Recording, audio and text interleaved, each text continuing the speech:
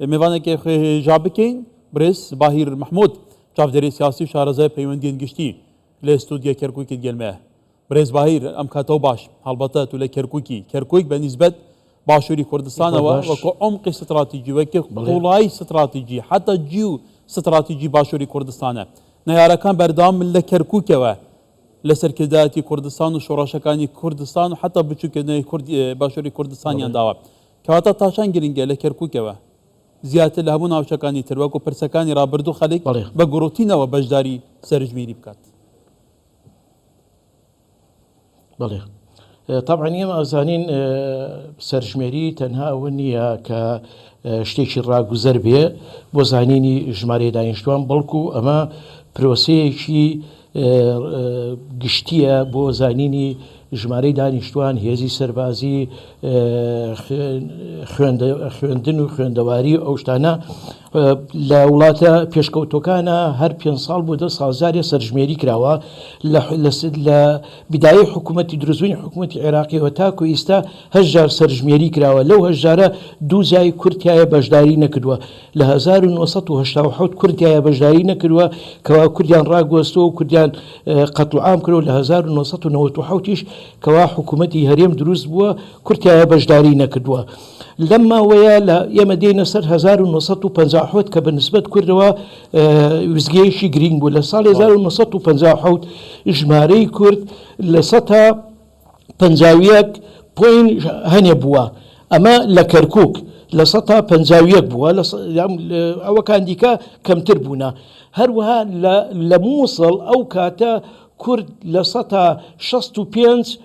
نفوسی مووسڵ بووە بەڵام ئەم سەرژمێرە تا 1950 باش بووە لە دوای ساڵی 1950 کە شۆڕشی 50 دێت و دوایی لە 63 حکوومەتی بەعز دەسەگرێ بەسەر دەسەڵات لە عێراقا لە ساڵی 1960 خۆی ئامادەکە سەرژمێری بکە بۆیە لەو کاتەیە ڕاگواستن دەست پێەکە وێرانکردنی خانوو دێ گوند هەمووی دەست پێەکە هەتا کۆمەڵێ مێلیشا دروستەکە بە ناوی حرس قەومی قەتڵ عامی کوردەکە ئەلەو کاتەیە ئیتر ژمارەی کورد هێواش کەم ئەکات کە ژمارەی کورد کەم ئەکا ئەمە ئەبێتە دەستکەوتێ بەدەست حکوومەتی عێراقیەوە لە کۆتای باوتمان 1990 ئیتر حکوومەت بەو ڕێژەی کەوا کوردی بەڕێز باهیر تو نابێتی لەم کاتەدا مێژوو خۆی دۆبارە ئەکاتەوە لەلایەن دەسەڵاتدارانی عێراقەوە بەڵام بە فۆرمێکی تر بە شێوازێکی جیاوازتر بۆ نمونە لە 16 ئۆکتۆبەری 2017 بەڵێ ئێمە سێرکە کاکەجان ئێمە هەتاکو حکوومەتێک بە نەفەسێکی ڕەگەسپەرستانە بیر بکاتەوە ئاوهایە ئێمە لە کاتی سەدام حوسێنە 21 گەڕەکە بوو زایدەن ئەلفێندار 21 گەڕێکی دروست کرد بۆ عەرەبی هاوردا بەڵام لە 16 ئۆکتۆبرەوە 7 گەڕێکی دیکە زیادی کردووە 650,000 نەفەر کە هاتۆتە کەرکووک ڕاکان زبووری بەدەمی خۆی ئەڵێ من 650 فۆرمی خۆراک و کارتی نیشتیمانیم گۆڕیوەتە ناو مرکزی کەرکووک ئەمە کارەساتێکی گەورەیە لە کەرکووکە کاتی خۆی 2 حوسێنیە هەبووە ئیستا 8 حوسێنیە هەیە بۆیە ئەمانە ئەگەر بێت و ئێمە سەیری ژمارەی دانیشتوان و یا ئەو خاکە بکەینکەوە لە کورد زەوت کراوە ئەمە تا سێری ئەم نەخشەیە بکە لەم نەخشەیە دووس خوورماتوو کفری کەلار ئەو سەنگا و هەر هەمووی کە ئەکاتە کۆی نفوسی یا خاچی کەرکووک کە جیا کراوەتەوە لە کەرکووک ئەو خاکەی کە کەرکووکی سەبە دەسێتی ئەو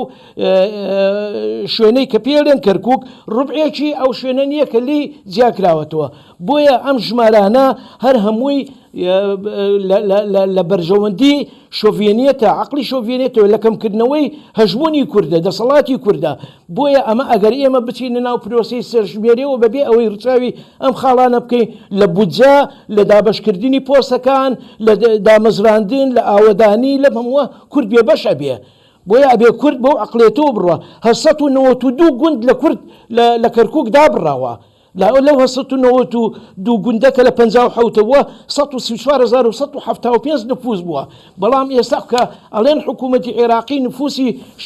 عێراق خەڵکی عێراق 30 ملیۆنە ئەی باشە کورد چەنە کە لە دوو پرۆسەی گەورە لە 1970 و 1990 بەشداریان پێ نەکردووە ئەی ئەمانە ئەستەی چۆوە ئەی ئەو لێشاوە زۆرەی کە ئێمە بۆیە باسی کردکەین باسی شنگال و خانەقین و ئەو دەڤەرە ناکەین کورد چەقی ملبلانەکەیە کە لە مادەی 140 هاتووە کە کەرکووک ئەو ڕەمزی جێی ناکۆچیە بەنسبەت کوردەوە زۆر بەوریایی کەرکۆک قۆڵای استراتیژی باشووری کوردستانە خۆ دەزانی بەردەوام نەیارەکان لە کەرکووکەوە لە کوور دەدەن بەنسبەت کەرکووکەوە حتا باسەوە دەکرێت حکوومەتی عێراق سەرنجی کورد وەرگرتووە سەبارەت بەوەی کە پشت بە ئیحسای 1957 گرێ بدات بەڵام تا چەند گرنگە کورد خۆش باوەڕ نەبێ بەجددی بچێتە پێشە بوون منە باستەوە دەکرێت زیاتر لە 200,000 ماڵباتی کورد خێزانی کورد لە کەرکۆک دەربدەرن ئاوارەنە تا چەند گرنگە ئەوان لە ڕۆژی ئیحسا بێنە کەرکووک ئێمە پێمان باشە في كل الأحوال أضعف الإيمان كرد بێ بەشداری بکە هەرچۆنی بووی بێ بەشداری بکە ئێمە لە ئەضعف الئیمانەوە پەنا ئەبین بۆ سەرژمێری 1950 ئەژینا کورد لەم شارە بە درێژایی مێژوو لە بیستەکانەوە تاکو 1950 تاکو 1960 کورد زۆری نەبووە بەڵام ئێستا کە پەنا ئەبین بۆ 50 و کاتە دەسەڵاتێکی شۆڤێنی نەبووە ئێستا کورد زەرورە بێتەوە لەکوێیە لە هەر شوێنەکە خۆی بگەێتە کەرکووک لێرە بە کەرکووک بە نسبەت بە کوردەوە عمقی استراتیژیە لێرە کەرکووک بە نسبەت کوردەوە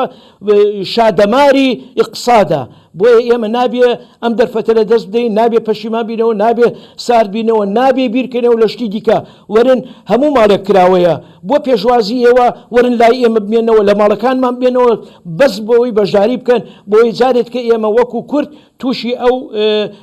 کێشەیە نەبین کە زۆرینە و کەمینە بەسەرمانە بسەپێن و هەژبوونی شۆڤێنیەت وا بکاکەوە ئەم شارەمان لە دەست بکەنەوە هیوادارم داواکارم لە هەرچوویەکە خێزانی کورد هەیە خۆی بگەێنێتەوە کەرکووک شوێنی نییە بێتە ماڵەکانی ئێمە ماڵەکانی گشت بۆکەینەوە ئەم جارە کورد بە یەک دەست بە یەک چاو بە یەک عەقڵ و بیر و هۆش هاتۆتە سەر خەت بۆەوەی هەر هەمووان بەیەکەوە لەم سەر ژمێریە وانیشان بدەین کە ڕێژەی کورد لە 150 نێتە خوارەوە لەو ئاسەبێ بۆ ئەوەی ئێمە بودجە موچە دەرماڵە بژێوی هەموو شتەکان پۆست دامەزراندن هەر هەمووی بەندە بەم سەر ژمێرەوە توێنێتی تەعاملکردن لەگەڵ ڕەوشی کەرکووی بارەدۆخی کەرکووی لەلایەن بەغداوە پێت وایە جیاوازی کە بێ لەوانەیە ڕابردوو بۆ نمونە سیاسەتی تعریبکردن ڕاگواستنەوە لە جیاتی تەبعیزکردن سیاسەتی تەشەیوع هەیە تو باسی لە دوو حوسەینەوە بوو هەشت حوسەینیت کرد حتا دیالە کە سونەیە لەوێش دیموگرافیای دیالە بەشێوەیەکی مەذهبی گۆڕاوە فەرموو لە ئەنجومەنی پارێزگای دیالە شیعە باڵا دەستە کەواتە ئەوانەیە ئێستا جیاوازیان چیە لەگەڵ ڕابردوو چۆن پێویستە خەڵک تەعامل لەگەڵ وەکو توتی بەو مامۆستا قوربان بەڵێ قوربان ئێستا بە دڵنیاییەوە ئەگەر بێت و خوێندنەوەی بۆ بارودۆخی کەرکووک بکەی لەگەڵ سەردەمی بەعس ئێستا زۆر بە زیاتر بە چرتر بە خەستر ئێرە تەشیع ئەکرێت و تەعریب ئەکرێت ئێمە دیالە ڕۆی لە تکریت 1950 پارچە عەرزیان داوە مەزاریان دروستەوە بۆ جەماعەتی سپایکەر لە کەرکووک خانوو تەوزیع ئەکەن بەسەر جەماعەتی حەشدی شەعبی و عەسکەری و ئەمنی وەتەنیە لێرە ئەگەر بێت و سەیری کەرکووکی بەڵێە لە جاران خراپتر لە سەردەمی بەعس خراپتر هەم تەعریب هەم تەشیع ئەکرێت لێرە لە ئەم وەزعی ئێستا هاتۆتەکایەوە وەزعێکی زۆر مەترسیدارە پۆستەکان گشتی بەدەست کوردەوە نەماوە موقع استراتیژیەکان و گرنگەکان بەدەست کوردەوە نەماوە کار و کاسبی بەدەست کوردەوە نەماوە ئێمە بەسیترین شت کە سەیری بکەین ئەمڕۆ ناو شاری کەرکووک تەکسیە ئەوەنەی تەکسی لە دیالە و لە ڕوومادی و لە تکریت و لە ئەنبارەوە هاتۆتە ناو کەرکووک ئیشەکە تەنجی بە کاسبکاری کورد هەڵچینەوە کە تەکسیەکەی ئیشی ڕۆژانەی نەماوە لە بەنزیخانەکانەوەی ئەو سیارەی دەرەوەی کەرکووک دێت لەو تکریت و لە ڕوومادی و لە دیالە لە شوێنی دیکە نییە بۆیە بەڵێ ڕاستە ئێستا بە چرتر بە خەستر بە زۆرتر پرۆسەی تەعریب و تەشیع لە کەرکووکە ئەکرێ بەداخەوە کورد لەمەیە زۆر بێدەنگە زۆر بێ هەڵوێستە بۆیە ئەبێ ئێمە وەکو کورد هەر هەموومان لە چارچوەیەکی کوردستانیانە بە ئیرادەیەکی کوردستانیانە و بەرپرسیارانە تەعامل لەگەڵ ئەم ڕەوشەی کەرکووی بکەن لەمە دوای پێویستە چی بکەن